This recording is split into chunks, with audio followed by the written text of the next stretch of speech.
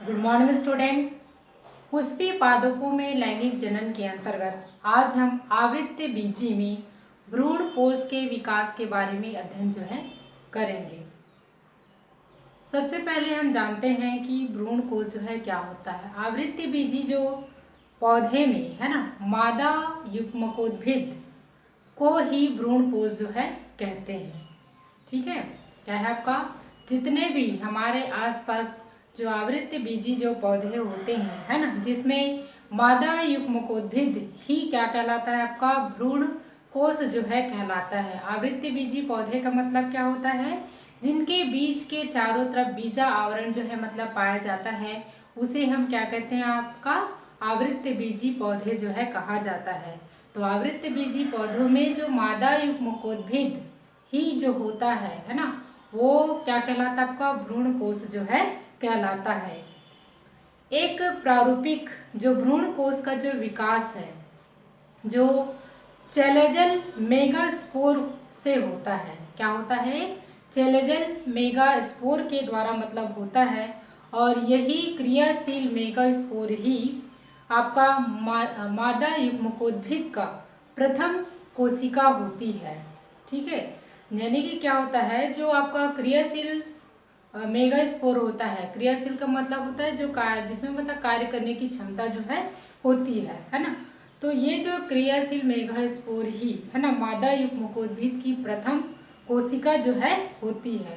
भ्रूण कोश के विकास के समय है ना, क्या होता है आपका, सर्वप्रथम जो आपका क्रियाशील मेगास्पोर जो होता है, आकार में सर्वप्रथम क्या करता है, वृद्धि करता है, तथा 3 क्रमिक विभाजनों के फलस्वरूप है ना, क्या करता है, वो आपका 8 नाभिकीय भ्रूण कोश का निर्माण कर लेता है।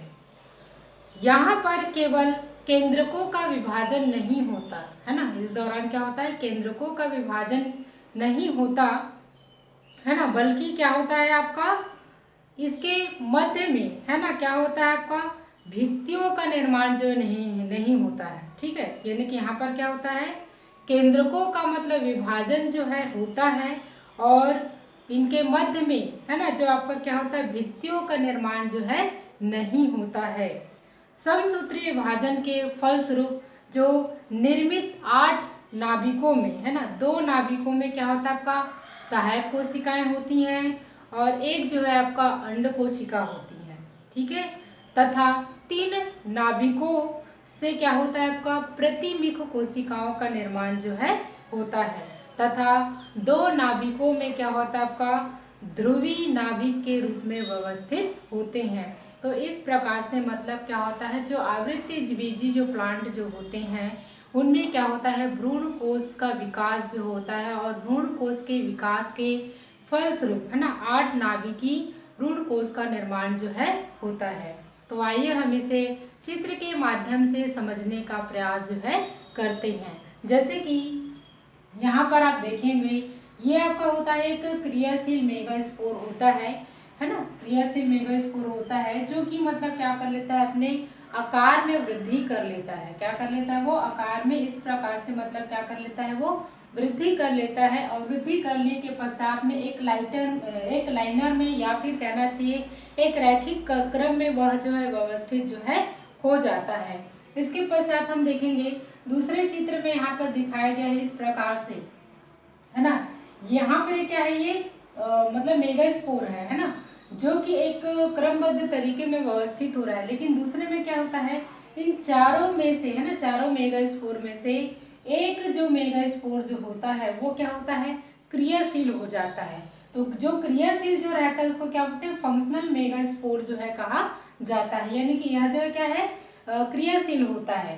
दूसरे यहाँ पर देखेंगे, फंक्शनल मेगास्पोर के ऊपर में अलग और है ना मेगास्पोर दिखाई दे रहे हैं, जिसको बोलते हैं डीजेनरेटिंग मेगास्पोर कहा जाता है। ये जो होते हैं आपका अक्रियाशील मेगास्पोर होते हैं। तो यहाँ पर आगे आप देखेंगे कि ये जो है ना, जो कोशिका जो होता है, यानी कि आवृत्ति बीजी पौधों में है ना, इसमें क्या होता है, यहाँ पर है ना, ये है क्या आपका फंक्शनल जो मेगास्पोर जो होता है, यही मादा युग्मक की है ना प्रथम कोशिका होती है, और भ्रूण विकास के मतलब दौरान क्या होता है, जो मेगास्पोर जो होता है वो आकार में क्या कर लेता है, वृद्धि कर लेता है ना, वृद्धि करता है। और उसके पश्चात में यह जो है 3 क्रमिक क्या होता है आपका समसूत्री विभाजन जो है इसमें होता है। तो यहाँ पर आप देखेंगे जो क्रियाशील मेगास्पोर जो होता है, यहाँ पर क्या होता है, सर्वप्रथम क्या होता है, सबसे पहले है ना 2 केंद्रकों का निर्माण होता है। क्या होता है आपका, 2 केंद्रकों का निर्माण होता है। तो यहाँ पर आप देखेंगे ये चारों तरफ से है ना, ये जो है आवरण से क्या होता है, घिरा होता है, जिसको एम्ब्रॉयड सेक जो है कहा जाता है। ठीक है, इसके ऊपर में आपका ये देख रहे हो डिजेनरेटिव मेगास्पोर जो है दिया हुआ है। इसके बीच बीच वाले भाग में कुछ इस प्रकार से आकृति दिखाई देती है, जिसको क्या कहते हैं, वैक्यूल जो है कहा जाता है। ठीक है, तो यहाँ पर क्या हो रहा है, आपका 2 केंद्रकों का निर्माण होता है। 2 केंद्रक जो है फिर से इसमें क्या होता है, विभाजन होता है। तत्पश्चात ये क्या करता है, 2 से 4 केंद्रकों का निर्माण जो है करता है ना, 4 नाभिकों का निर्माण जो है करता है। आगे हम देखेंगे इसी क्रम में ये जो यहाँ पर है ना 4 जो नाभिकों का जो निर्माण जो होता है, आगे क्रमिक विभाजन के फलस्वरूप ये जो है 8 नाभिकों का मतलब निर्माण जो है करता है। तो यहाँ पर आप देखेंगे ये जो 8 है ना नाभिकों का जो निर्माण जो होता है उसे हम क्रमशः जो है क्या कहते हैं। ऊपर की ओर यहाँ पर आप देखेंगे ये जो है ना 2 जो आपको नाभिक जो दिखाई दे रहा है ना, इसको हम बोलते हैं सिनगिड्स है ना, सेल्स जो है कहा जाता है ना। और एक जो होता है ये आपका एग होता है, क्या होता है आपका एग सेल्स होता है। तो ये दोनों जो है मिल करके है ना, ये जो है दोनों मिल करके है ना आपका क्या बनाते हैं, ये एक प्रकार के एक ऑपरेट है ना, ऑपरेटर्स का मतलब क्या करते हैं, निर्माण जो है करते हैं। आगे यहाँ पर देखेंगे बीच में 2 केंद्रक यहाँ पर उपस्थित होते हैं, जिसे हम क्या बोलते हैं, पोलर सेल जो है कहते हैं, या फिर ध्रुवीय नाभिक जो है मतलब कहा जाता है। नीचे की ओर 3 और सेल्स जो पाए जाते हैं, जिसको एंटीपोडल सेल्स जो है कहा जाता है, या फिर प्रतिमुख कोशिकाएं जो है कहते हैं। आगे इसको हम स्पष्ट रूप से यहाँ पर देख सकते हैं कि ऊपर की ओर यहाँ पर जो 2 सेल्स है उसको सिनर्गिड्स है ना, और एक जो आपका एक सेल्स कहलाता है। बीच में है ना यहाँ पर आप देखेंगे यहाँ पर 2 जो नाभिक जो दिख रहे हैं ये दोनों मिल करके क्या बना लेते हैं, ये सेकेंडरी न्यूक्लियस का निर्माण कर लेते हैं। जो पोलर जो सेल्स जो होते हैं ये दोनों नाभिक जो है मिल करके ये क्या कर लेते हैं, आपका सेकेंडरी न्यूक्लियस का निर्माण जो है करते हैं, या फिर द्वितीय केंद्र का निर्माण जो है करते हैं। नीचे की ओर जो 3 सेल्स जो दिखाई देते हैं उसको एंटीपोडल सेल्स जो है कहते हैं। तो इस प्रकार से मतलब क्या होता है, भ्रूण कोश का विकास जो है होता है, जिसके फलस्वरूप क्या होता है, आपका 8 नाभिकी भ्रूण कोश का मतलब निर्माण जो है होता है। हमारा अगला टॉपिक है भ्रूण कोश की संरचना के बारे में है ना। वास्तविक रूप में भ्रूण कोश की संरचना जो है किस प्रकार से दिखाई देती है उसी के बारे में हम अध्ययन जो है करेंगे। एक प्रारूपिक जो भ्रूण कोश है ना 8 केंद्रक युक्त कोशनुमा संरचना होती है, जिसमें इन 8 केंद्रकों का जो अभिविन्यास जो है ना अलग अलग अनुसार जो है होता है। तो आइए हम इसी के बारे में आज जो है चर्चा करते हैं। सबसे पहले हम देखेंगे बीजांड के माइक्रोपाइलर सिरे की ओर भ्रूण कोश में 2 केंद्रक पाए जाते हैं। क्या होते हैं, आपका जो माइक्रोपाइलर जो सिरे जो होते हैं है ना उनके भ्रूण कोश में 2 केंद्रक पाए जाते हैं, जिन्हें क्या कहते हैं, आपका सहायक कोशिका जो है कहते हैं। क्या कहते हैं, आपका सहायक कोशिका कहते हैं। तो जैसे कि यहाँ पर ये क्या है, आपका भ्रूण कोश की ये आंतरिक संरचना का चित्र है, जहाँ पर आप देखेंगे ये माइक्रोपाइलर है ना जो सिरे होते हैं वहाँ पर जो भ्रूण कोश में है ना 2 केंद्रक जो है मतलब पाए जाते हैं, एक यह वाला और एक ये दूसरा। ठीक है, तो ये दोनों को ही क्या बोलते हैं, आपका सहायक कोशिका जो है कहते हैं। दूसरा पॉइंट हम देखे हैं कि सहायक कोशिकाओं के ठीक ऊपर, जैसे कि ये क्या है सिनर्गिड्स सेल्स कहलाते हैं या फिर सहायक कोशिका कहलाते हैं। तो सहायक कोशिका के ठीक ऊपर में एक और है ना ये वाला सेल्स जो है दिखाई देता है, इसको क्या बोलते हैं, एग न्यूक्लियस जो है कहा जाता है। क्या कहलाता है, आपका अंडनाभिक जो है कहलाता है। यह मादा युग्मक की भांति कार्य जो है करता है। आगे हम अगला पॉइंट देखते हैं। तीसरा पॉइंट जो है, भ्रूण कोश के जो चैलेजल जो सिरे हैं यानी कि ऊपर की ओर, है ना, भ्रूण कोश के जो चैलेजल सिरे पर, है ना, 3 कोशिकाएं जो है होती हैं, जिन्हें एंटीपोडल सेल्स जो है कहा जाता है, या फिर इसे हम प्रतिमुख कोशिकाएं जो है कहते हैं। ठीक है, ये आपका क्या है, जो भ्रूण कोश का, है ना, चैलेजल जो भाग होता है उसके मतलब भाग पर क्या होता है, ये स्थित होता है, जिसे हम एंटीपोडल सेल्स जो है कहते हैं। चौथा पॉइंट हम देखते हैं मध्य भाग। मध्य भाग में आप देखेंगे कि भ्रूण कोश के जो केंद्रीय जो भाग है उसमें 2 नाभिक उपस्थित होते हैं। ठीक है, ये 2 नाभिक आपको दिखाई दे रहे होंगे। तो ये जो नाभिक जो होते हैं, है ना, इसको हम बोलते हैं पोलर नाभिक कहते हैं। क्या बोलते हैं आपका, पोलर सेल्स कहते हैं, या फिर, है ना, पोलर न्यूक्लियस, या हिंदी में अब इसको क्या कहते हैं आपका पोलर नाभिक जो है कहलाता है। ठीक है, या ध्रुवीय केंद्रक जो है कहलाता है। ठीक है, तो इस प्रकार से ये था आपका क्या, भ्रूण कोश की यांत्रिक संरचना के बारे में, जिसके अंदर हमें 8 नाभिकी, है ना, भ्रूण कोश का जो निर्माण हो रहा है ना, उसके बारे में हमने अध्ययन किया है।